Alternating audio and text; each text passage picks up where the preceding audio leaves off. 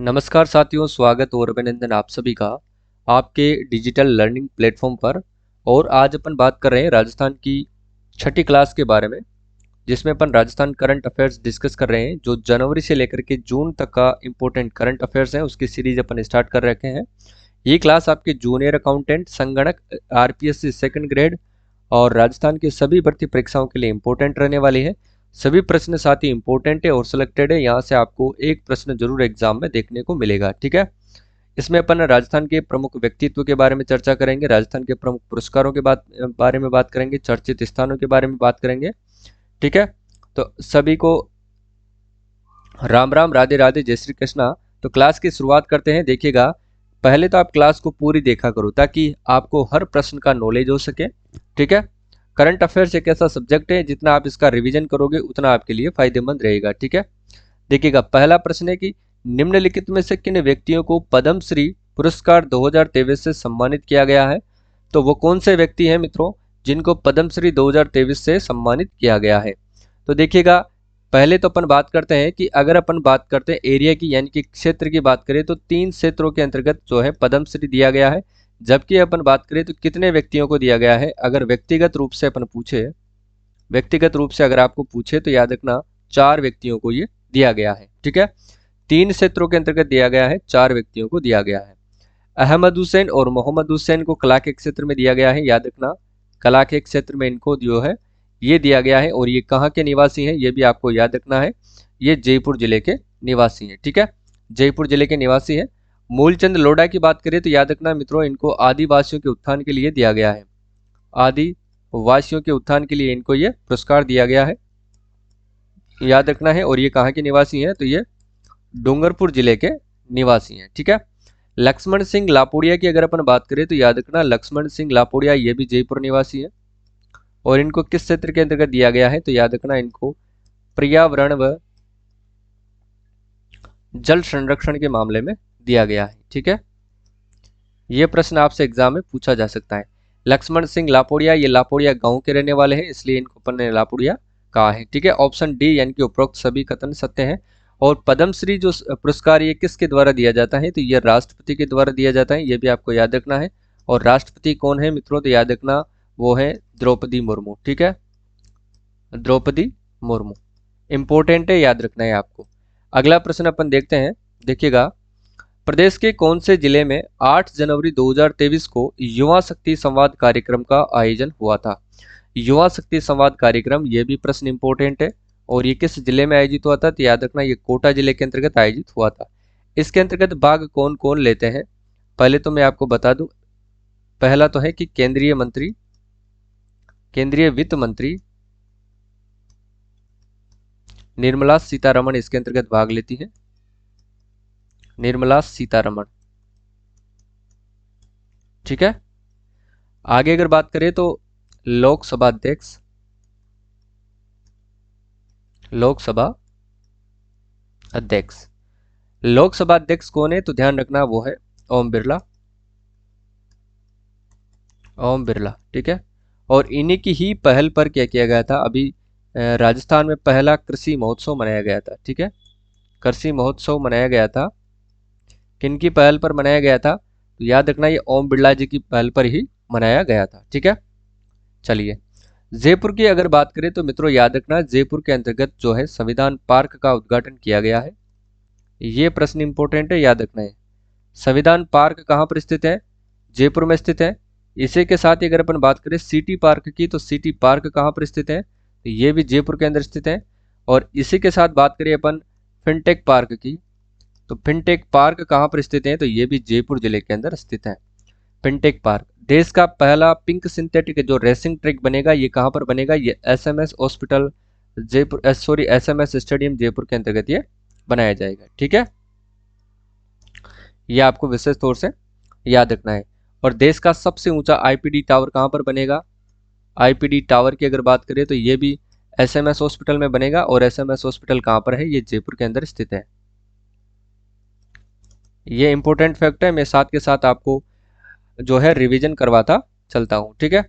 इसके साथ अगर अपन बात करते हैं स्टेट रोड सेफ्टी इंस्टीट्यूट की स्थापना कहाँ पर की जाएगी, तो याद रखना ये भी जयपुर जिले के अंदर ही की जाएगी। स्टेट रोड सेफ्टी इंस्टीट्यूट की स्थापना कहाँ पर की जाएगी? जयपुर में की जाएगी।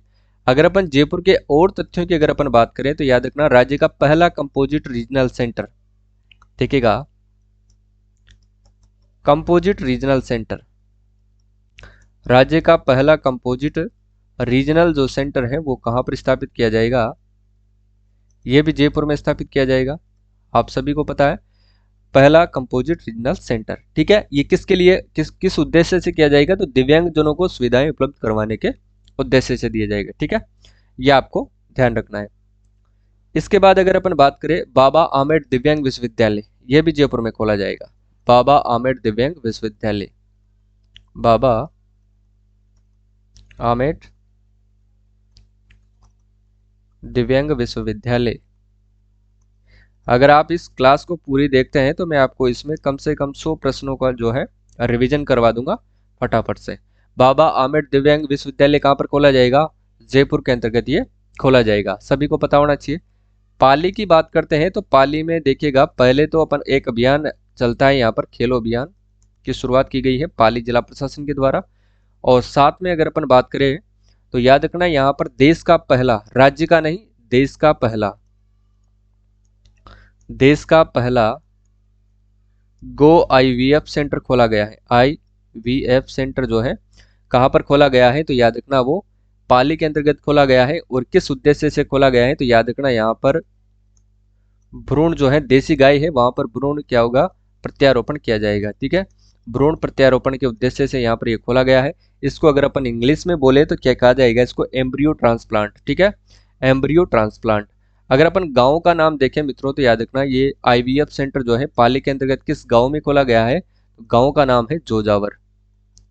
ये भी एक इंपॉर्टेंट फैक्ट है, इसको याद रखना है, एम्ब्रियो ट्रांसप्लांट जिसको अपन कहते हैं, है ना, भ्रूण प्रत्यारोपण। बात क्लियर है।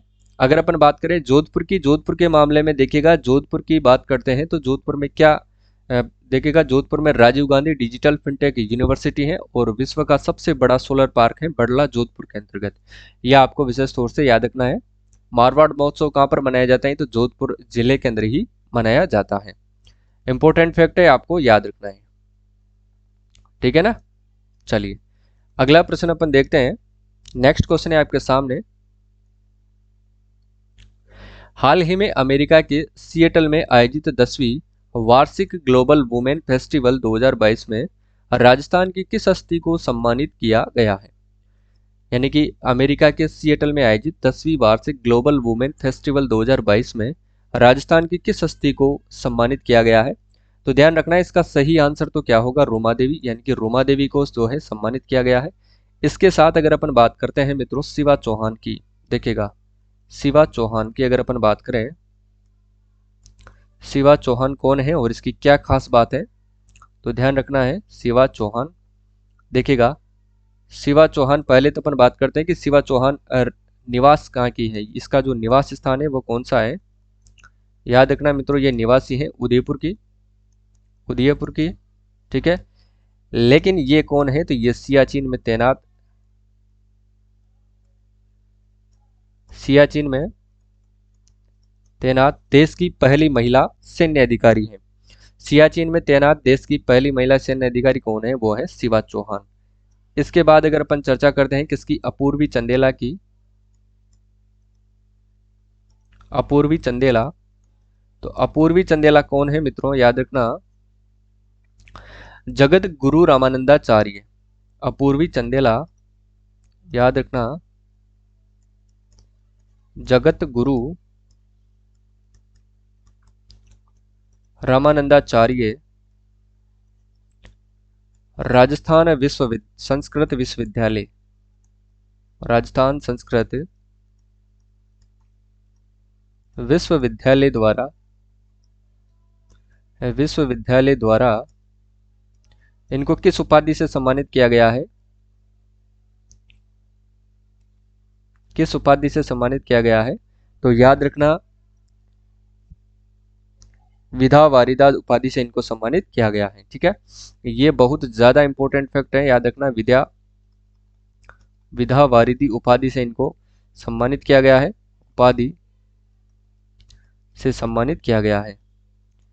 किसको? अपूर्वी चंदेला को। ठीक है, और ये कौन है? ये निशानेबाज खिलाड़ी है मित्रों, याद रखना, निशानेबाज, ये आपको याद रखना है। अवनी चतुर्वेदी की बात करते हैं। अवनी चतुर्वेदी भी, इसके बारे में भी प्रश्न एग्जाम में पूछा जा चुका है। देखिएगा, ये वीर गार्जियन, देखिएगा वीर गार्जियन, यानी कि वीर गार्जियन विदेशी युद्धाभ्यास में भाग लेने वाली देश की पहली महिला सैन्य अधिकारी है। विदेशी युद्धाभ्यास, विदेशी युद्धाभ्यास में भाग लेने वाली देश की पहली महिला सैन्य अधिकारी है अवनी चतुर्वेदी। वीर गार्जियन जो युद्धाभ्यास है, ये किन किन देशों के बीच में होगा? देखिएगा, भारत और जापान।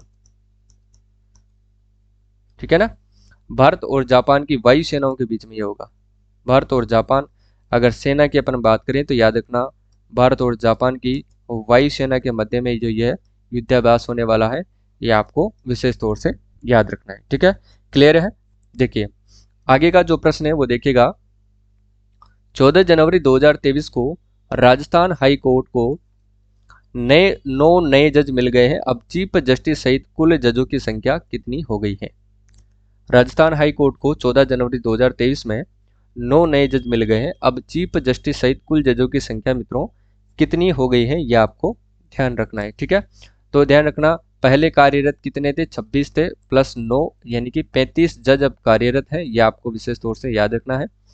लेकिन अगर अपन बात करते हैं मुख्य न्यायाधीश की, तो राजस्थान का जो मुख्य न्यायाधीश है, राजस्थान हाई कोर्ट का मुख्य न्यायाधीश कौन है? तो याद रखना, एजी मसीह है। एजी मसीह, इनका पूरा नाम है ऑगस्टाइन जॉर्ज मसीह, और ये किस क्रम के हैं? तो याद रखना, ये 41वें क्रम के हैं। और 40वें क्रम के कौन है? तो याद रखना, पंकज मित्तल थे। और उनके बाद एक कार्यकारी मुख्य न्यायाधीश भी रह चुके हैं, एमएन श्रीवास्तव, यानी कि मनिंदर मोहन श्रीवास्तव, जिनका स्थान किसने लिया है? एजी मसीह ने। ठीक है, ये आपको विशेष तौर से याद रखना है। यहाँ पर मित्रों याद रखना, 3 महिला जज कार्यरत हैं। 3 महिला जज भी यहाँ पर कार्यरत हैं। 3 महिला जज कार्यरत है। ठीक है, अब वो कौन कौन है? देखिएगा, एक तो है नुपुर भाटी, नुपुर भाटी, एक है सुबा मेहता, और है रेखा बोराणा। ये आपको याद रखना है। देखिएगा, नुपुर भाटी ये दंपति जज के अंतर्गत गिनती में आती है। नुपुर भाटी, इसके जो हस्बैंड है नुपुर भाटी के, इनके हस्बैंड का नाम क्या है? तो वो है पुष्पेंद्र भाटी। पुष्पेंद्र भाटी, यहाँ पर 2 दंपति जज हैं, वो कौन कौन से हैं? नुपुर भाटी और सुबा मेहता। इनके पिता का, इनके जो हस्बैंड है, सॉरी, इनके हस्बैंड का नाम है महेंद्र गोयल। महेंद्र गोयल, ये आपको याद रखना है। ये दोनों क्या है? दंपति जज है। कौन है ये?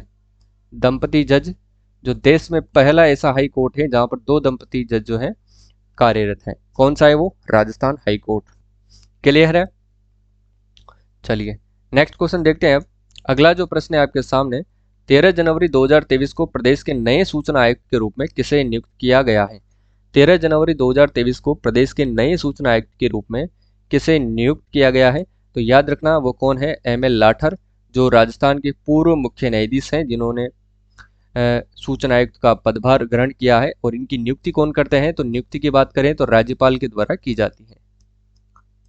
नियुक्ति कौन करता है इनकी? राज्यपाल। ठीक है, यह भी आपको याद रखना है। प्रताप कृष्ण लोहरा कौन है मित्रों? तो याद रखना, ये लोकायुक्त है। ये भी आपको याद रखना है। एजी मसीह, अभी अपन ने बात करी थी, 41वें आपके राजस्थान के सीजे हैं, chief justice of Rajasthan. DB Gupta कौन है? मुख्य सूचना आयुक्त है।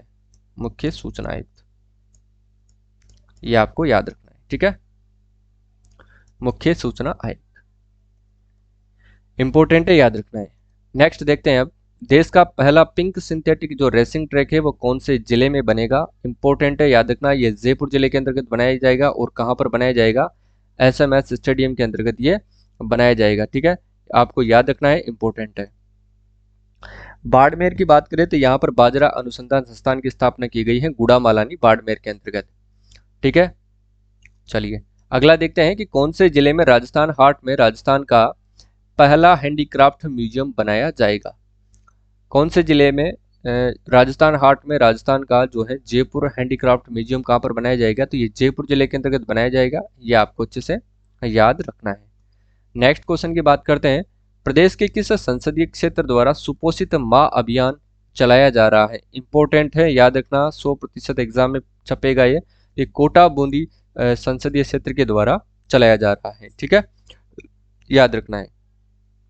नेक्स्ट देखते हैं अब, इंदिरा गांधी शहरी रोजगार गारंटी योजना की शुरुआत जो है वो कब की गई थी, तो 9 सितंबर 2022 को की गई थी। और ये किसकी तर्ज पर की गई थी, तो महात्मा गांधी रोजगार गारंटी योजना जो नरेगा है उसकी तर्ज पर अब शहरों के अंतर्गत इंदिरा गांधी शहरी रोजगार गारंटी योजना की शुरुआत की गई है। और इसके तहत याद रखना मित्रों 125 दिन का जो है रोजगार उपलब्ध करवाया जाता है। 125 दिन का रोजगार उपलब्ध करवाया जाता है। जिनके पास जॉब कार्ड है उनको ये रोजगार जरूर उपलब्ध होगा। ठीक है, ये आपको अच्छे से याद रखना है। और इसकी शुरुआत कहाँ से होती है, जयपुर के अंतर्गत जो खानिया की बावड़ी है उसका निर्माण हुआ था, वहीं से इसकी शुरुआत की जाती है। ठीक है, 9 सितंबर 2022 को खानिया की बावड़ी जयपुर से। अब देखिए अगला प्रश्न अपन देखते हैं। नेक्स्ट देखिएगा कि उदयपुर शहर में वर्चुअल हाई कोर्ट बेंच खोलने की घोषणा किसने की है। उदयपुर शहर में वर्चुअल हाई कोर्ट बेंच खोलने की जो घोषणा है वो किसके द्वारा की गई है और उदयपुर शहर में खोली जाएगी, ये इंपॉर्टेंट है, याद रखिएगा। शहर का नाम कहाँ पर खोली जाएगी, तीसरी बेंच होगी साथियों। ये 2 बेंच पहले कार्यरत है, वो कहाँ कहाँ पर है, जयपुर में और तीसरी है जोधपुर में और एक है उदयपुर। 3 बेंच हो चुकी हैं। इसकी जो घोषणा है किरेन रिजिजू के द्वारा की गई थी। और किरेन रिजिजू कौन है, तो याद रखना ये केंद्रीय कानून मंत्री है, केंद्रीय कानून मंत्री है, ये भी आपको याद रखना है। ठीक है, अश्विनी वैष्णव कौन है, तो याद रखना अश्विनी वैष्णव ये केंद्रीय रेल मंत्री है मित्रों, याद रखना है कौन है, केंद्रीय रेल मंत्री है, जिनको मारवाड़ का सर्वोच्च राव सिंह पुरस्कार सम्मान दिया गया है। राव सिंह पुरस्कार सम्मान से सम्मानित किया गया है अश्विनी वैष्णव को। ठीक है, अनुराग ठाकुर कौन है, तो याद रखना अनुराग ठाकुर है केंद्रीय खेल युवा मंत्री है, जिनको 18वीं राष्ट्रीय जम्बूरी गाइड थी साथियों राजस्थान के अंतर्गत जिसका आयोजन हुआ था, उसके समापन समारोह के ये मुख्य अतिथि थे।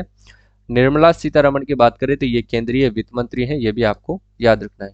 अगला है कि प्रदेश के किस जिले में पहले इंटरनेशनल स्टैंडर्ड स्विमिंग पूल का शुभारंभ किया जाएगा। वो कौन सा जिला है जहां पर प्रदेश का पहला इंटरनेशनल स्टैंडर्ड स्विमिंग पूल का शुभारंभ किया जाएगा, तो याद रखना जयपुर जिले के अंतर्गत इसका शुभारंभ किया जाएगा। जबकि उदयपुर की बात करें तो यहाँ पर जो है प्रदेश का पहला ट्रैफिक सेफ्टी जो है पार्क है उसका उद्घाटन किया गया है। Traffic safety park, traffic safety park का जो उद्घाटन है वो कहाँ पर किया गया है, तो ये उदयपुर जिले के अंतर्गत किया गया है। ठीक है, अगला अपन देखते हैं, देखिएगा राजस्थान के किस स्थान पर कृषि क्षेत्रीय बाजरा अनुसंधान संस्थान स्थापित किया जाएगा, तो ये गुड़ामालानी बाड़मेर के अंतर्गत किया जाएगा। ठीक है, ये आपको याद रखना है। अगला है, हाल ही में मुख्यमंत्री अशोक गहलोत ने अनुप्रति कोचिंग योजना में लाभार्थियों की संख्या 15,000 से बढ़ाकर के कितनी करने के प्रस्ताव को मंजूरी दी है, तो अब कितनी हो जाएगी, 30,000 जो है विद्यार्थियों को इसके अंतर्गत शामिल किया जाएगा और उनको फ्री कोचिंग का जो है वो मौका दिया जाएगा।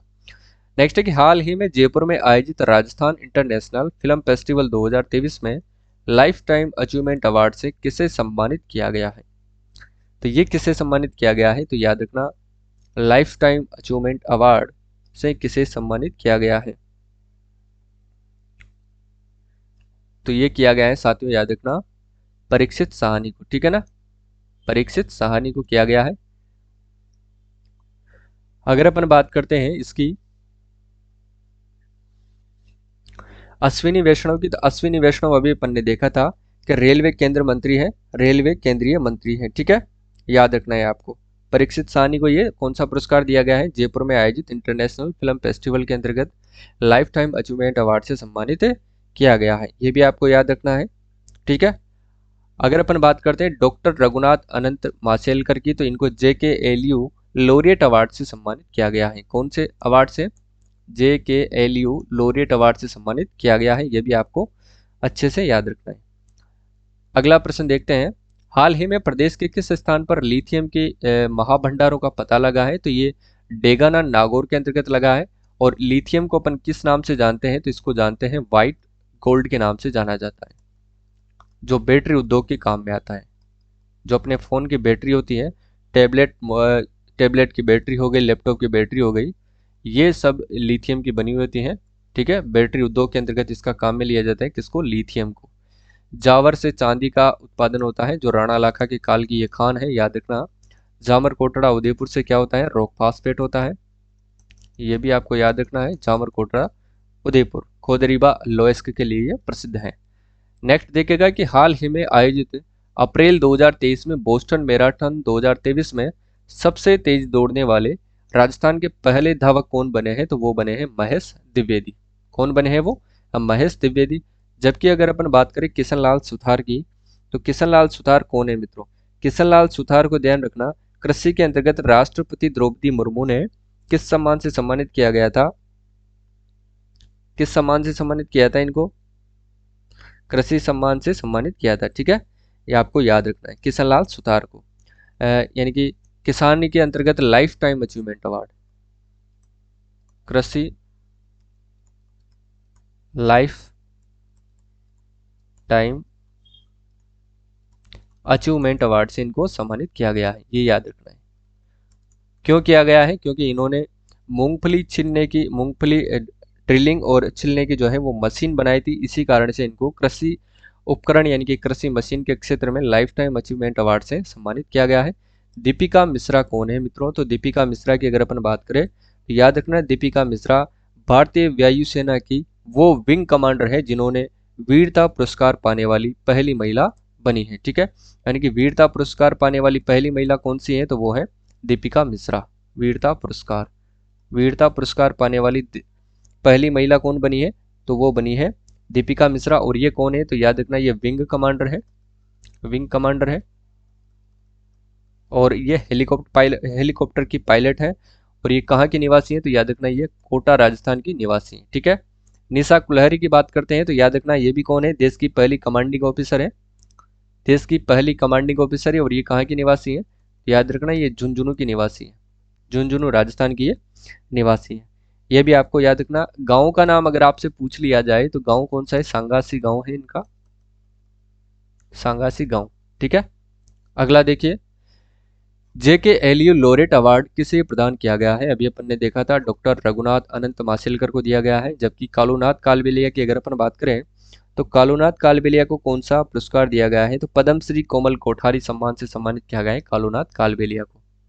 पद्म श्री कोमल कोठारी अवार्ड से सम्मानित किया है कालूनाथ कालबेलिया को। नंदिनी गुप्ता कौन है मित्रों? इंपॉर्टेंट है, याद रखना।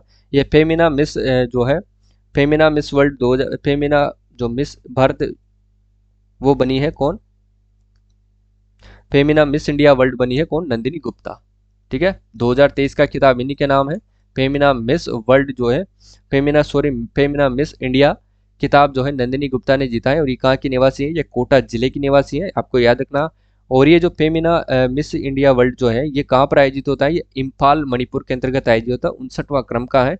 नंदिनी गुप्ता याद रखना। अब आगे जो मिस वर्ल्ड प्रतियोगिता होगी 2023 के लिए भारत का प्रतिनिधित्व करेगी, ये भी आपको याद रखना है। ठीक है, अगले प्रश्न की चर्चा करते हैं अपन। देखिएगा, विदेशी युद्धाभ्यास वीर गार्जियन में भाग लेने वाली देश की पहली महिला पायलट कौन बनी है? इसके अपन चर्चा कर चुके हैं, तो वो है अवनी चतुर्वेदी।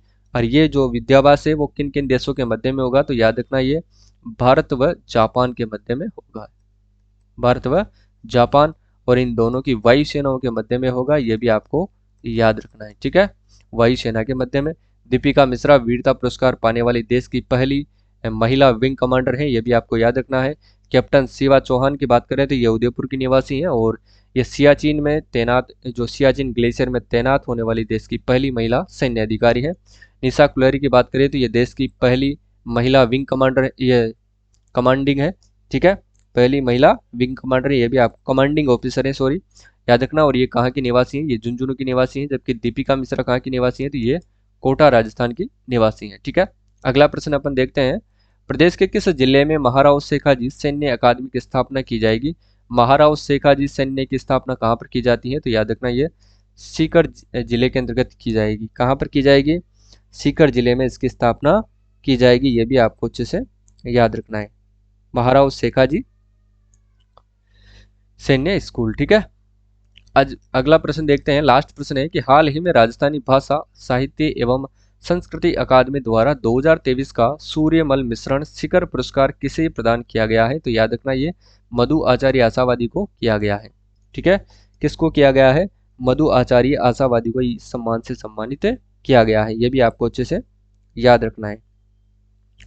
इसके बाद अगर अपन बात करते हैं राजीव कश्यप और डॉक्टर अजय अनुरागी की बात करें तो डॉक्टर अजय अनुरागी को कौन सा पुरस्कार सम्मानित किया गया है? तो देवीलाल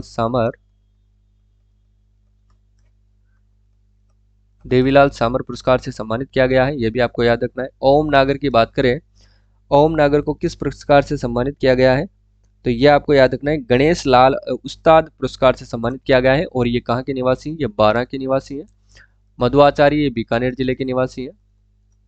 ठीक है, ये आपको अच्छे से याद रखना है। अगर अपन बात करें राजस्थानी भाषा साहित्य एवं संस्कृति अकादमी की जो मुख्यालय है यह भी बीकानेर में स्थित है। और इसकी स्थापना कब की जाती है मित्रों? तो याद रखना 25 जनवरी सन 1983 को इसकी स्थापना की जाती है। इसके अध्यक्ष कौन है? अध्यक्ष की भी बात करते हैं तो इसके अध्यक्ष हैं शिवराज छंगाणी। कौन है?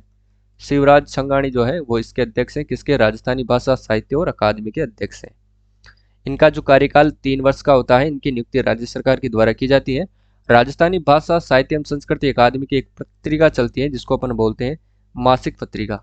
इनकी जो मासिक पत्रिका है उसका नाम क्या है? ये प्रश्न भी एग्जाम में पूछ लिया गया है। मासिक पत्रिका की अगर अपन बात करें तो उसका नाम है जागती ज्योत।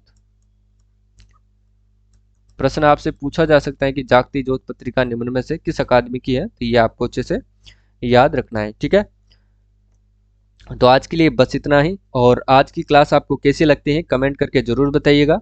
और अपन बात करते हैं राजीव कश्यप की। राजीव कश्यप मैं भूल गया था बताना, तो याद रखना इनको बेस्ट एंटरप्रेन्योर अवार्ड दिया गया है।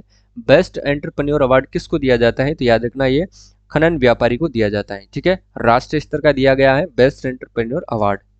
ठीक है, तो आज के लिए बस इतना ही। क्लास कैसी लगती है कमेंट करके जरूर बताइएगा। अगर अच्छी लगती है तो चैनल को सब्सक्राइब करें और अपने मित्रों के साथ क्लास को जरूर शेयर करें। आज के लिए बस इतना ही। जय हिंद, जय भारत।